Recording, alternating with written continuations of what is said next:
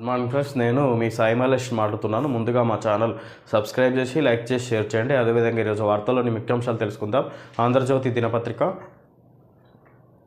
నేటి నుంచి 18వ లోక్సభ సమావేశాలు. ఉదయం 11 గంటలకు మోడీ ప్రమాణం. తొలి రోజు ఏపీ, రెండో రోజు తెలంగాణ ఎంపీల ప్రమాణ స్వీకారం. 26న లోక్సభ స్పీకర్ ఎన్నిక. జూలై 3 వరకు సమావేశాలు. విధంగా నేటి నుంచి 18వ లోక్సభ సమావేశాలు. మూడోసారి ప్రధానమంత్రి నరేంద్ర మోడీ ప్రధానిగా అయిన సందర్భంగా ఈసారి ఎలక్షన్లు జరిగిన తర్వాత లోక్సభ సమావేశాలు ఈరోజే మొదటిగా ప్రారంభం కాబోతున్నాయి. దీనికి ఏపీ మంత్రులు తొలి రోజు ఈరోజు ప్రమాణ స్వీకారం చేస్తారు. తర్వాత రెండో రోజు తెలంగాణ ఎంపీలంట ప్రమాణ స్వీకారం. 18వ లోక్సభ సమావేశాలు సోమవారం నుంచి ప్రారంభం కానున్నాయి. తొలి రోజు ఉదయం 11 గంటలకు ప్రధాని నరేంద్ర మోడీ ప్రమాణం చేస్తారు. ఆయనతో పాటు మొత్తం 280 మంది లోక్సభ సభ్యులుగా ప్రమాణ స్వీకారం చేయనున్నారు.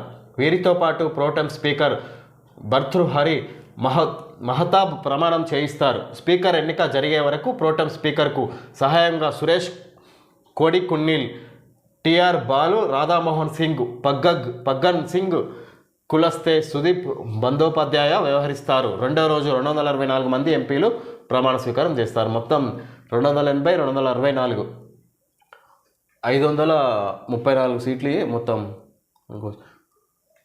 ఈ విధంగా ఈరోజు రేపు ప్రమాణ స్వీకారం చేయబోతున్నారు పార్లమెంట్లో. సగం మందే హాజరు.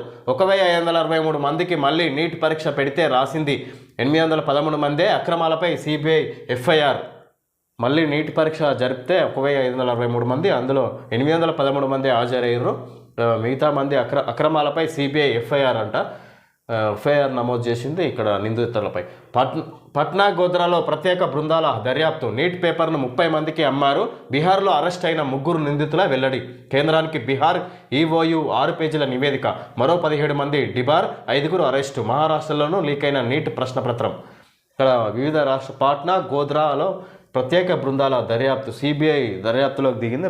కేంద్ర ప్రభుత్వ ఆదేశాల మేరకు సిబిఐ విచారిస్తుంది. ఇక్కడ నిందితులను అరెస్ట్ చేస్తుంది. ఇక్కడ ఈ లీకేజీలో పాల్పడిన వాళ్లకు. పాట్నాలోని ఓ ఆసుపత్రిలో వైద్య పరీక్షల తర్వాత నిందితుల తరలింపు. గ్రేస్ మార్కులు ఇచ్చిన 1560 మందికి జాతీయ టెస్టింగ్ ఏజెన్సీ ఎన్టీఏ ఆదివారం మళ్ళీ నీట్ పరీక్ష నిర్వహిస్తే వారిలో 813 మంది, 52% మందే హాజరయ్యారు. మిగతా 750 మంది డుమ్మా కొట్టేశారు. మేఘాలయ, హర్యానా, ఛత్తీస్గఢ్, గుజరాత్, చండీగఢ్లోని పరీక్షా కేంద్రాల్లో ఈ ఎగ్జామ్ నిర్వహించినట్టు. నీట్ స్కామ్కు మోడీ సర్కారుదే బాధ్యత. మల్లికార్జున ఖర్గే ధ్వజం. ఇక్కడ నీట్ స్కామ్కు మోడీ సర్కారుదే బాధ్యత. మల్లికార్జున ఖర్గే ధ్వజమెత్తుతున్నారు ఇక్కడ బీజేపీ పైన. యువత భవిష్యత్తును మాఫియా చేతుల్లో పెట్టిన కేంద్రం, ప్రియాంక విమర్శ. యువత భవిష్యత్తును మాఫియా చేతుల్లో పెట్టింది ఇక్కడ కేంద్ర ప్రభుత్వం అని ప్రియాంక విమర్శిస్తుంది ఇక్కడ బీజేపీ ప్రభుత్వాన్ని. కొత్తగా జూబ్లీహిల్స్లోని తన నివాసంలో జగిత్యాల బీఆర్ఎస్ ఎమ్మెల్యే భారీ ఎత్తున చేరికలపై అనుమతి కోసం నేడు ఢిల్లీకి సీఎం రేవంత్ 2 రోజుల పాటు అక్కడే మకాం. రాష్ట్రంలో రాజకీయ కార్యాచరణపై అధిష్టానంతో చర్చించే అవకాశం. మంత్రివర్గ విస్తరణపైన మంతనాలు. కేంద్ర మంత్రులతోనూ భేటీ. రాష్ట్రానికి నిధులు కోరనున్న సీఎం. జూబ్లీహిల్స్లోని తన నివాసంలో జగిత్యాల బీఆర్ఎస్ ఎమ్మెల్యే సంజయ్ కుమార్ను కండువా కప్పి కాంగ్రెస్లోకి ఆహ్వానిస్తున్న ముఖ్యమంత్రి రేవంత్ రెడ్డి. చిత్రంలో పొంగులేటి, సుదర్శన్ రెడ్డి, వేం నరేందర్ రెడ్డి. బీఆర్ఎస్కు మరో షాక్. కాంగ్రెస్లోకి జగిత్యాల ఎమ్మెల్యే సంజయ్ కుమార్ కండువా కప్పి పార్టీలోకి ఆహ్వానించిన సీఎం రేవంత్. కేసీఆర్ తనయ కవితకు అత్యంత సన్నిహితుడు. ఈయన కేసీఆర్ తనయ కవితకు అత్యంత సన్నిహితుడంట ఈయన మన సంజయ్ కుమార్. కాంగ్రెస్లో చేరిండి. పోచారం తర్వాత ఉత్తర తెలంగాణ నుంచి మరో నేత. అదే బాటలో మరికొందరు హైదరాబాద్ ఎమ్మెల్యేలు. చర్చలు సఫలం. జూలై మొదటి వారంలో చేరే అవకాశం. గంగుల జంపింగ్ కథనాలపై బీఆర్ఎస్లో కలకలం. ఫామ్ హౌస్కు పిలిపించుకున్న పార్టీ అధినేత కేసీఆర్. ఇక్కడ జూలై మొదటి వారంలో చేరే అవకాశం ఉంది. చాలామంది 10-15 మంది ఎమ్మెల్యేలు బీఆర్ఎస్ నుంచి కాంగ్రెస్ పార్టీలో చేరబోతున్నారని ఇక్కడ ఇవ్వడం తెలుసుకోవచ్చు.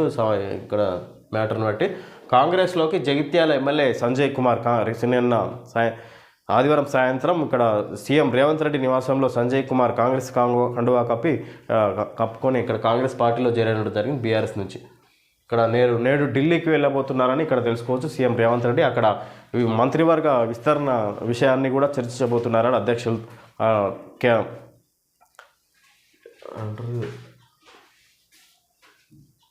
కేంద్ర మంత్రులతోనూ భేటీ. రాష్ట్రానికి నిధులు కోరనున్న సీఎం. ఇక్కడ ఒక్కొక్కరు ఇక్కడ బీఆర్ఎస్ నుంచి కాంగ్రెస్ పార్టీలో జాయిన్ అవుతున్నారు అన్నట్టుగా ఇక్కడ తెలుసుకోవచ్చు. బీఆర్ఎస్లో మరో వికెట్ పడింది. ఆ పార్టీ జగిత్యాల ఎమ్మెల్యే గులాబీ పార్టీ ముఖ్య నేత కవితకు అత్యంత సన్నిహితుడు డాక్టర్ మాకునూరి సంజయ్ కుమార్ కాంగ్రెస్ పార్టీలో చేరారు. సీఎం రేవంత్ రెడ్డి ఆదివారం రాత్రి తన నివాసంలో మంత్రి పొంగులేటి శ్రీనివాసరెడ్డి, సలహాదారు వేం నరేందర్ రెడ్డి సమక్షంలో ఆయనకు కాంగ్రెస్ కండువా కప్పి పార్టీలోకి ఆహ్వానించారు.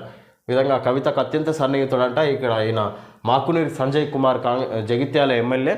ఈయన కాంగ్రెస్ పార్టీ నుంచి బీఆర్ఎస్లో చేరడం జరుగుతుంది. బీఆర్ఎస్ నుంచి కాంగ్రెస్లో జాయిన్ అవ్వడం జరిగింది. 2014లో టీఆర్ఎస్ అభ్యర్థిగా పోటీ చేసి కాంగ్రెస్ సీనియర్ నేత జీవన్ రెడ్డి చేతిలో ఓడిపోయిన సంజయ్ కుమార్ ఆ తర్వాత జరిగిన 2 ఎన్నికల్లోనూ 2018, 2023 వరుసగా ఆయనపై విజయాలు సాధించారు. ఇటీవల జరిగిన పార్లమెంట్ ఎన్నికల్లో కూడా నిజామాబాద్ బీఆర్ఎస్ ఎంపీ అభ్యర్థికి మద్దతుగా సంజయ్ విస్తృతంగా ప్రచారం చేశారు. కానీ ఆ సీటును బీఆర్ఎస్ గెలుచుకోలేకపోయింది. ఈ నేపథ్యంలో కొంతకాలంగా సంజయ్ కుమార్ కాంగ్రెస్తో టచ్లో ఉన్నట్టు ప్రచారం జరిగింది. ఇప్పటికే బీఆర్ఎస్ నుంచి 4 ఎమ్మెల్యేలు దానం నాగేందర్, కడియం శ్రీహరి, తెల్లం వెంకట్రావు, పోచారం శ్రీనివాసరెడ్డి కాంగ్రెస్ పార్టీలో చేరారు. ఇక్కడ ఈయనతోటి 5 ఇప్పటి వరకు బీఆర్ఎస్ నుంచి కాంగ్రెస్ పార్టీలో చేరిన 5 ఎమ్మెల్యేలు బీఆర్ఎస్ ఎమ్మెల్యేలు కాంగ్రెస్లో చేరిరని చెప్పుకోవచ్చు. ఇక్కడ సందర్భం పుష్పక్ హ్యాట్రిక్ పునర్వినియోగ రాకెట్ పరీక్ష సక్సెస్. LEX సిరీస్లో ఇస్రో 3వ విజయం. సురక్షితంగా ల్యాండ్ అయిన RLV సుల్లూరుపేట జూన్ 20 అంతరిక్ష వర్గాల నియంత్రణలో భాగంగా ఒకసారి ప్రయోగించిన రాకెట్ను తిరిగి భూమి మీదకి తీసుకొచ్చే ప్రక్రియలో హ్యాట్రిక్ విజయాన్ని సాధించినట్టు ఇస్రో వెల్లడించింది. దీనికోసం ప్రత్యేకంగా అభివృద్ధి చేసిన రీయూజబుల్ లాంచ్ వెహికల్ RLVకు ఇప్పటికే 2 సార్లు ల్యాండింగ్ ఎక్స్పెరిమెంటు LEX పూర్తి చేసిన ఇస్రో ఈసారి అత్యంత క్లిష్ట పరిస్థితుల్లో దీన్ని విజయవంతంగా పరీక్షించింది. విమానం రెక్కల తరహాలో రూపొందించిన ఈ పునర్వినియోగ రాకెట్ RLVకు ఇస్రో పుష్పక్ అని పేరు పెట్టింది. ల్యాండింగ్ ఎక్స్పెరిమెంట్లో భాగంగా చివరిదైన మూడో పరీక్ష. ఇక్కడ పుష్పక్ హ్యాట్రిక్ అంట. పునర్వినియోగ రాకెట్ పరీక్ష సక్సెస్. LEX సిరీస్లో ఇస్రో 3వ విజయం. సురక్షితంగా ల్యాండ్ అయిన RLV అని ఇక్కడ చెప్పుకోవచ్చు, ఇవ్వడం జరిగింది. దాసరి గోపీకృష్ణ ఫైల్. అమెరికాలో పేలిన తూట, బాపట్ల వాసి బలి. డల్లాస్లోని ఓ సూపర్ మార్కెట్లో గోపీకృష్ణ పార్ట్ టైం జాబ్ కౌంటర్లో ఉండగా కాల్పులు జరిపిన దుండగుడు గాయపడి దుర్మరణం. ఆ కుటుంబాన్ని ఆదుకుంటాం చంద్రబాబు నాయుడు మాట్లాడుతున్నారు ముఖ్యమంత్రి. ఇక్కడ అమెరికాలో బాపట్ల వాసి యువకుడు సూపర్ మార్కెట్లో డ్యూటీ చేస్తుండగా ఆ కాల్పులు జరిపిన సందర్భంగా మృతి చెందడం జరిగింది. ఇక్కడ ఈ విధంగా చంద్రబాబు ఆదుకుంటామన్నట్టుగా ఇక్కడ ఆ కుటుంబాన్ని చంద్రబాబు మాట్లాడుతున్నట్టుగా తెలుసుకోవచ్చు. సింగరేణి మనుగడ ఎలా? రోజుకు కరిగిపోతున్న బొగ్గు నిల్వలు. వచ్చే 15 ఏళ్లలో మిగిలేవి 12 గనులు మాత్రమే. ప్రస్తుతం 39 గనుల్లో మైనింగ్. వేలంలో ప్రైవేటు సంస్థల పాలైన 2 బ్లాకులు. వేలంలో పాల్గొంటేనే మంచిదంటున్న అధికారులు. సింగరేణికి గనులను కేంద్రం ఉదారంగా కేటాయించాలి అధికార విపక్షాలు. ఓవైపు బొగ్గు నిల్వలు వేగంగా కరిగిపోతున్నాయి, మరోవైపు బొగ్గు బ్లాకులు ప్రైవేటు సంస్థల పాలవుతున్నాయి. బొగ్గు నిక్షేపాలు కళ్ళ ముందే కనిపిస్తున్నా ప్రభుత్వ అనుమతి లేనందున వేలంపాటకు వెళ్ళలేక వాటిని దక్కించుకోలేని దీనస్థితి. దీంతో 135 ఏళ్ల చరిత్ర కలిగి ఉత్తర తెలంగాణకు ఆయువు పట్టుగా తెలంగాణ కొంగు బంగారంగా వెలుగుతున్న సింగరేణి సంస్థ ఇప్పుడు ఎటు పాలుపోని పరిస్థితిని ఎదుర్కొంటుంది. వాస్తవానికి సింగరేణికి 2015కు ముందు గోదావరి ప్రాణాయిత లోయలో 600 చదరపు కిలోమీటర్ల విస్తీర్ణంలో ఉన్న బొగ్గు నిల్వలపై గుత్తాధిపత్యం ఉండేది. అయితే ఆ తర్వాత నుంచి గనుల కోసం కేంద్రాన్ని విజ్ఞప్తి చేయాల్సిన పరిస్థితి ఏర్పడింది. బొగ్గు బావులు పొందాలంటే ప్రభుత్వ రంగ సంస్థలు కూడా ప్రైవేట్ సంస్థలతో పాటే బిల్డింగ్లో పాల్గొనాలంటూ కేంద్ర ప్రభుత్వ రంగ సంస్థలు కూడా ప్రైవేటు సంస్థలతో పాటే బిడ్డింగ్లో పాల్గొనాలంటూ కేంద్ర ప్రభుత్వం ఆదేశాలు జారీ చేసిందంటే ఇక్కడ దాని ద్వారా సింగరేణికి ఎదుర్కోలేని దెబ్బ పడ్డన్నట్టుగా ఇక్కడ తెలుసుకోవచ్చు. అయితే ఇది ప్రభుత్వ రంగ సంస్థ సింగరేణి అనేది ఇక్కడ ప్రైవేట్ రంగ సంస్థలతో పాటు పోటీపడి బిడ్డింగ్లో పాల్గొని వేలంలో పాల్గొని ఇక్కడ దక్కించుకోవాలన్నట్టుగా కేంద్ర ప్రభుత్వం ఆదేశాల మేరకు ఈ విధంగా నష్టాల్లో కూరుకుపోయింది అన్నట్టుగా ఇక్కడ సింగరేణి మనుగడ ఎలా కొనసాగుతుందని ఇక్కడ తెలుసుకోవచ్చు. ఆశలన్నీ తాటిచెర్ల 2 పైనే 2 పైనే 30 ఏళ్లకు సరిపడా 180 మిలియన్ల టన్నుల బొగ్గు సింగరేణికే కేటాయించాలని కేంద్రాన్ని కోరిన రాష్ట్ర ప్రభుత్వం. ఆశలన్నీ తాటిచెర్ల 2 పైనే అంట. 30 ఏళ్ళ సరిపడా 180 మిలియన్ల టన్నుల బొగ్గు ఉందంట. అక్కడ సింగరేణికే కేటాయించాలని కేంద్రాన్ని కోరిన రాష్ట్ర ప్రభుత్వం, మన ప్రస్తుత ప్రభుత్వం కేంద్రాన్ని కోరిందని ఇక్కడ తెలుసుకోవచ్చు. తొందరపాటు వల్లే మేడిగడ్డ కుంగుబాటుకు ఇదే కారణం. పియర్స్ పనుల్లో ప్రమాణాలకు పాత్ర. 17వ గేటు దిగువన నీటిలో ఉన్న మట్టి నమూనాలు సేకరిస్తున్న యంత్రం. రాజకీయ ప్రయోజనం కోసం హడావిడి చర్యలు, నిర్మాణ పనుల్లో అడుగడుగున నిబంధనల ఉల్లంఘన. ఏడాది పాటు లీకేజీలపై నిర్లక్ష్యం, నిర్వహణ గాలికి. అండర్ కరెంటు ప్రవాహాల వల్లే భూగర్భంలో రంధ్రాలు. కీలక పనులకు సంబంధించి దేనికి లేని రికార్డులు. కాళేశ్వరం ప్రాజెక్టు నిర్మాణ పనుల విషయంలో గత ప్రభుత్వం రాజకీయ ప్రయోజనాలు ఆశించి చేపట్టిన తొందరపాటు చర్యలే బ్యారేజీలను దెబ్బతీశాయా? అవసరమైన సర్వేలు నిర్వహించి నిర్ధారిత ప్రమాణాలను జాగ్రత్తగా పాటిస్తూ 10 ఏళ్ల సమయంలో నిర్మించాల్సిన ప్రాజెక్టును కేవలం 3 ఏళ్ల వ్యవధిలోనే హడావిడిగా పూర్తి చేయడమే బ్యారేజీల కుంగుబాటుకు కారణమా అంటే అవునని అంటున్నారు నిపుణులు.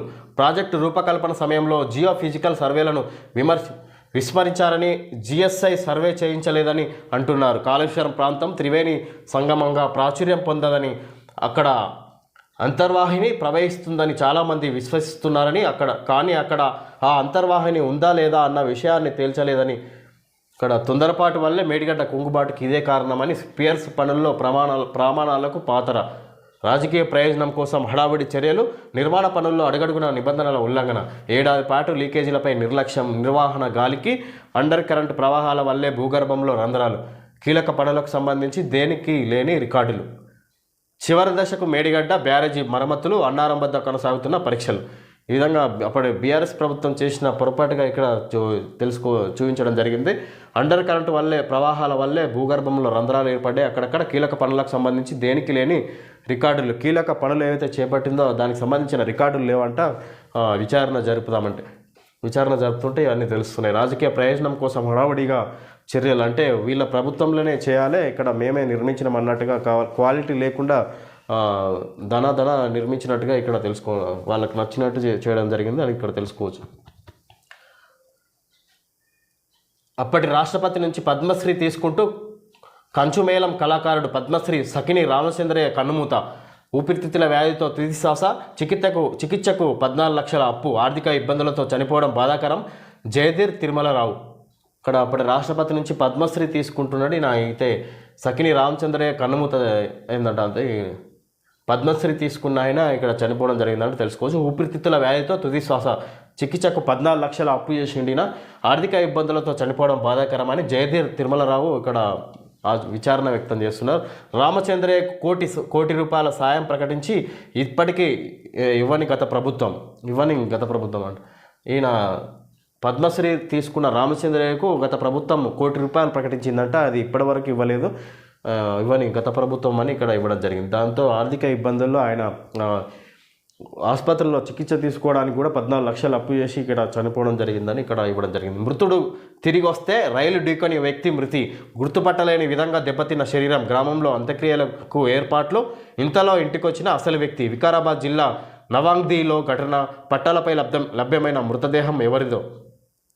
అయితే మృతుడు తిరిగి వస్తాయి. ఇప్పుడు రైలు ఢీకొని వ్యక్తి మృతి చెందడం జరిగింది. గుర్తుపట్టలేని విధంగా దెబ్బతిన్న శరీరం. గ్రామంలో అంత్యక్రియలు ఏర్పాటు చేశారు. ఆ మృతదేహం తీసుకొచ్చి వాళ్ళదే అన్నట్టుగా తీసుకొచ్చుకొని ఇక్కడ అంత్యక్రియలు ఏర్పాటు చేస్తే, అయితే అసలు ఆ ఇంటికి సంబంధించిన వ్యక్తి వస్తే చనిపోయిన వ్యక్తి ఆయన కాదని తెలిసిందట లాస్ట్కి. ఇక్కడ ఎవరిదో మరి ఇంటికి వచ్చిన అదే మృతి చెందిన మృతదేహం ఎవరిదో అన్నట్టుగా ఇక్కడ ఇవ్వడం జరిగింది. మద్యం మత్తులో డ్రైవింగ్. ఓఆర్ఆర్పై ప్రైవేట్ బస్సు బోల్తా. మహిళ మృతి. 16 మందికి గాయాలు.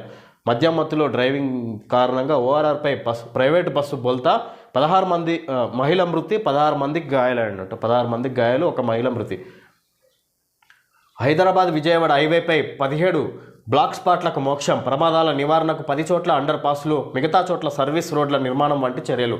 పనులకు శంకుస్థాపన చేసిన మంత్రి కోమటిరెడ్డి. 30,000 కోట్లతో త్వరలో RRR పనులు. ఎక్స్ప్రెస్ హైవే కోసం కేంద్రానికి ప్రతిపాదనలు. ఈ విధంగా అండర్ బైపాస్లు ఏర్పాటు చేయబోతున్నారు 10 చోట్ల. ఇక్కడ ప్రమాదాల నివారణకని ఇక్కడ ఇవ్వడం జరిగింది. పనులకు శంకుస్థాపన చేసిన మంత్రి కోమటిరెడ్డి వెంకటరెడ్డి. 30,000 కోట్లతో త్వరలో RRR నిర్మాణం పనులు చేపట్టబోతున్నారు. ఎక్స్ప్రెస్ హైవే కోసం కేంద్రానికి ప్రతిపాదనలు సమర్పించడం జరిగిందని ఇక్కడ తెలుసుకోవచ్చు. హైదరాబాద్లో జోరు వాన. హైదరాబాద్లోని గోల్కొండ క్రాస్ రోడ్లో భారీ వర్షం పడుతున్న దృశ్యం. పలు ప్రాంతాల్లో దంచికొట్టిన వర్షం. రోడ్లపై మోకాల్లోతు నిలిచిన నీరు. దబీర్పురా సర్దార్ మహల్లో 7 సెంటీమీటర్లు. 2 రోజులు నగరానికి వర్ష సూచన. పలు జిల్లాల్లో మోస్తారు వాన. కడం ప్రాజెక్టుకు మొదలైన వరద. పొద్దంతా సాధారణంగా ఉన్న వాతావరణం సాయంత్రం 4 కాగానే ఒక్కసారిగా మారిపోయింది. ఉన్నట్టుండి ఆకాశంలో దట్టమైన మేఘాలు కమ్ముకున్నాయి. చిరుజల్లులతో మొదలై కొద్దిసేపటికే వాన జోరందుకుంది. 1-2 ప్రాంతాల్లో ఆరంభమై నిమిషాల వ్యవధిలో పెద్ద భారీ వర్షం నమోదైంది అన్నట్టుగా ఇక్కడ తెలుసుకోవచ్చు. పోలీసుల అదుపులో నిందితుడు సూరజ్ రేవన్న. మాజీ ప్రధాని దేవగౌడ కుటుంబానికి మరో షాక్. హోమోసెక్స్ కేసులో సూరజ్ రేవన్న అరెస్టు. ఇప్పటికే లైంగిక దౌర్జన్యాల కేసులో జైలు పాలైన ప్రజ్వల్ రేవన్న. సెల్ ఫోన్ దొంగల కోసం పోలీస్ వెంటాడి కాల్పులు జరిపిన బుల్లెట్ గాయంతో పరారు.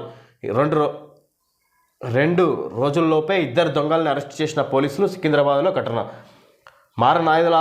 మారణాయుధాలతో ప్రజలను భయపెట్టి సెల్ ఫోన్ దొంగతనాలకు పాల్పడుతున్న 2 కరడుగట్టిన దొంగలను పోలీసులు వేటాడి అరెస్ట్ చేశారు. ద్విచక్ర వాహనంపై పారిపోతున్న దొంగలను వెంటాడిన పోలీసులు జరిపిన కాల్పుల్లో వారిలో ఒకరికి బుల్లెట్ గాయమైనా పరారయ్యారు. కానీ వేట కొనసాగించిన పోలీసులు ఆ దొంగలను 48 గంటల్లోనే కటకటాల్లోకి నెట్టారు. ఈ హై వోల్టేజీ యాక్షన్ ఎపిసోడ్ ఇటీవలే హైదరాబాద్లో జరిగింది. టాస్క్ ఫోర్స్ డీసీపీ ఆధ్వర్యంలో ఇది దొంగలను వెంటాడి పట్టుకున్నట్టుగా ఇక్కడ తెలుసుకోవచ్చు. సెల్ ఫోన్ దొంగల కోసం పోలీసుల వేట అని ఇవ్వడం జరిగింది. వెంటాడి కాల్పులు జరిపిన బుల్లెట్ గాయంతో పరారు.